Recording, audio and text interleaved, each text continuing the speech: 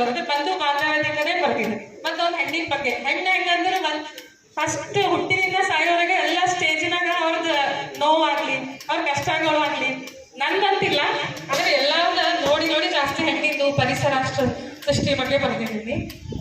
ಮತ್ತೆ ಹೇಳ್ಬೇಕಂದ್ರೆ ಮತ್ತೆ ಹೆಣ್ಣು ಏನಾರ ಸಾಧನೆ ಮಾಡ್ಬೇಕು, ಇಲ್ಲ ಲೈಫಲ್ಲಿ ಏನಾರ ಮಾಡ್ಬೇಕಂತಂದ್ರೆ ನಮ್ಗ ತಂದೆ ತಾಯಿ ಗಂಡ ಬಹಳ ಪ್ರೋತ್ಸಾಹ ಬೇಕೇ ಬೇಕು. ನಾ ಅದ್ರಲ್ಲಿ ಅದೃಷ್ಟಶಾಲಿ ಇದೀನಿ ಅಂತ ಹೇಳ್ತೀನಿ. ಯಾಕಂದ್ರೆ ನಮ್ಮ ಪೇರೆಂಟ್ಸ್, ನಮ್ಮ ತಂದೆ ತಾಯಿನೂ ಯಾವಾಗೂ ನಮ್ಗ ಸಹಕಾರ ಮಾಡ್ತಾರ. ನಮ್ಮ ಮನೆಯವರು ಅಷ್ಟೇ, ಕೊಟ್ಟು ಹೆಂಗ್ ಕುಲಕ್ ಹೊರಗ ಅಂತ ನಮ್ಮ ತಂದೆಯವ್ರಿಗೆ ಯಾವತ್ತೂ ಅಂದಿಲ್ಲ.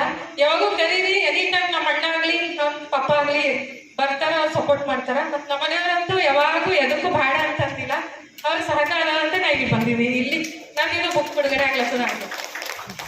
ಮತ್ತು ನಾನು ಸ್ಕೌಟ್ ಅಲ್ಲಿ ಕಮಿಷನರ್ ಆಗಿರೋ ಸಲುವಾಗಿ ಸ್ಕೌಟ್ ಬಗ್ಗೆ ಬರದೆ, ನಮ್ದು ಹೆಮ್ಮೆಯ ಸಂಸ್ಥೆ ಅಂತ ಹೇಳಿ.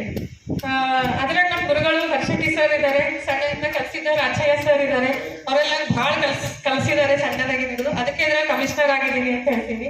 ಮತ್ತೆ ನಾನು ಒಂದು ರೋಟರಿಯನ್ನಾಗಿ ರೋಟರಿ ಬಗ್ಗೆ ಬರ್ದಿದ್ದೀನಿ. ಹಾಗೆ ಅದು ಬೇರೆ ಬೇರೆ ರೀತಿಯಿಂದ ಇದ್ರಾಗ ಬರ್ತೀನಿ. ಈ ವೇದಿಕೆ ಮುಖಾಂತರ ಏನು ಹೇಳ್ತೀನಿ ಅಂದ್ರೆ ನಮ್ಮ ತಂದೆ ತಾಯಿ ಮತ್ತೆ ನಮ್ಮ ಮನೆಯವರಿಗೆ ಧನ್ಯವಾದಗಳು ಹೇಳ್ತೀನಿ.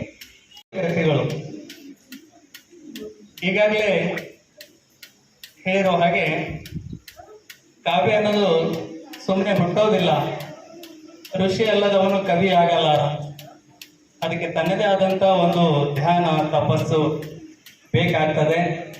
ಇಲ್ಲಿ ಡಾಕ್ಟರ್ ಸುಜಾತ ಹಾಗೂ ಡಾಕ್ಟರ್ ಲೋಕೇಶ್ ಹೊಸಮನಿ ಸರ್ ಅವರ ಬಗ್ಗೆ ಹೇಳಬೇಕಾದ್ರೆ ತುಂಬ ಆದರ್ಶ ದಂಪತಿಗಳು.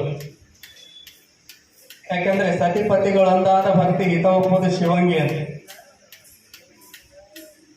ಅವರು ವೃತ್ತಿಯಲ್ಲಿ ವೈದ್ಯರಾಗಿ ಈ ಸಾಹಿತ್ಯ ಲೋಕಕ್ಕೆ ಬಹಳ ದೊಡ್ಡ ಕೊಡುಗೆಯನ್ನು ಕೊಟ್ಟಿದ್ದಾರೆ. ಒಂದು ಕೃತಿ ಬರಬೇಕಾದ್ರೆ ತುಂಬಾನೇ ಕಷ್ಟ. ನನಗೂ ಸಹ ಆರಂಭದ ಕೃತಿ ಬರಬೇಕಾದ್ರೆ ಹಾಗೆ ಅನಿಸಿತ್ತು. ಶ್ರೀಮತಿ ಲೋಕೇಶ್ ಹೊಸಮನಿ ಅವರು ಸ್ಕೌಟ್ ಗೈಡ್ಸಿನ ಒಂದು ಕಾರ್ಯಕ್ರಮದಲ್ಲಿ ನನ್ನನ್ನು ಭೇಟಿ ಮಾಡಿದಾಗ ಒಂದು ಪುಸ್ತಕದ ಬಿಡುಗಡೆ ಇದೆ, ತಾವು ದಯವಿಟ್ಟು ಬರಬೇಕು ಅಂತೇಳಿ ನನಗೆ ತಿಳಿಸಿದ್ರು. ಭಾಳ ಹೆಣ್ಣುಮಗಳು, ವೈದ್ಯೆ, ಸಾಮಾಜಿಕ ಕಾರ್ಯಕರ್ತೆ, ಸಮಾಜದ ಬಗ್ಗೆ ಕಳಕಳಿ ಇರತಕ್ಕಂಥ ಒಬ್ಬ ನನ್ನ ಸಹೋದರಿ ಒಂದು ಪುಸ್ತಕವನ್ನು ಬರೆದಾಗ ಅದಕ್ಕೆ ಮಹತ್ವವನ್ನು ಕೊಡಬೇಕು ಅನ್ನೋ ದೃಷ್ಟಿಯಿಂದಾಗಿ ನಾನು ಇವತ್ತು ಬಂದು ಈ ಕಾರ್ಯಕ್ರಮದಲ್ಲಿ ಬಹಳ ಸಂತೋಷದಿಂದ ಭಾಗವಹಿಸಿದ್ದೇನೆ. 2 ಪುಸ್ತಕಗಳು ಇವತ್ತು ಬಿಡುಗಡೆ ಆಗಿದೆ. ಒಂದು ಬುದ್ಧನ ಬೆಳಕು, ಇದು ಕವನ ಸಂಕಲನ. ಬೇರೆ ಬೇರೆಯವರೆಲ್ಲ ಬರೆದಿರ್ತಕ್ಕಂಥದ್ದನ್ನೆಲ್ಲ ಸಂಗ್ರಹ ಮಾಡಿ ಸಂಕಲಿತ ರೂಪದಲ್ಲಿ ಇವರು ತಂದಿದ್ದಾರೆ. ಇನ್ನೊಂದು ಇವರು ಸ್ವತಃ ರಚನೆ ಮಾಡಿರ್ತಕ್ಕಂಥ ಮನದ ಇಬ್ಬನಿ ಕವನ ಸಂಕಲನ. ನಾವೆರಡೂ ಪುಸ್ತಕಗಳನ್ನು ನಾನು ಈ ಕಾರ್ಯಕ್ರಮಕ್ಕೆ ಬರಬೇಕು ಅಂತೇಳಿ ಪೂರ್ವ ನಿಯೋಜನೆ ಆಗಿದ್ರು ಸಹಿತ ಓದಲಿಕ್ಕೆ ಆಗ್ತದೆ. ಓದದೆ ಅದರ ಬಗ್ಗೆ ಮಾತನಾಡೋದು ಅಷ್ಟೊಂದು ಸೂಕ್ತ ಅಲ್ಲ ಅಂತೇಳಿ ನಾನು ಭಾವಿಸ್ತೇನೆ. ಓದ್ತೇನೆ, ಭರವಸೆ ಕೊಡ್ತೇನೆ, ನಾನು ಓದ್ತೇನೆ 2 ಪುಸ್ತಕ.